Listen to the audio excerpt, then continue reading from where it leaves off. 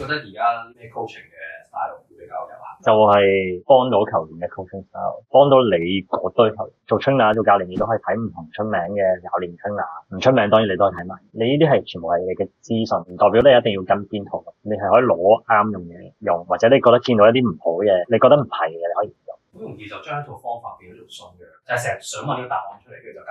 邊套最好咪就係最幫到你嗰套嘢。大部分人都係迷信啊，方便啊。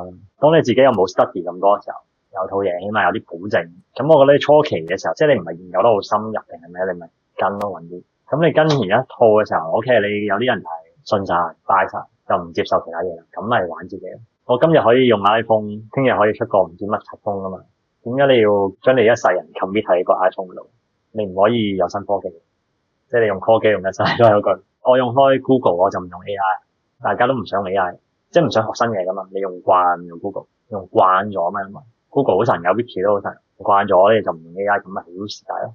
我到頭嚟我係咪 AI 出我就要即刻窮啦？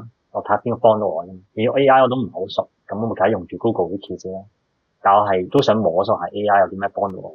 教學波都係我，咁我一開頭接觸呢啲，我 apply 落我自己教學嘅時候有啲咩問題？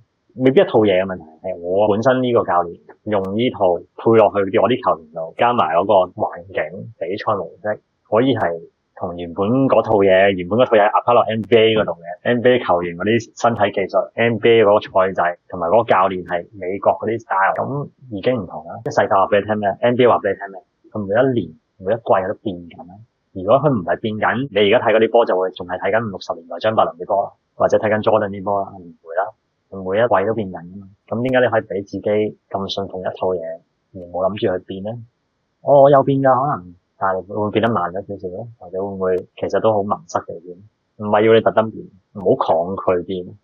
你個重點係擺喺點樣更加幫到你啲人，即係冇問題100% 解決到㗎嘛。你唔會100% 教到個球員㗎嘛。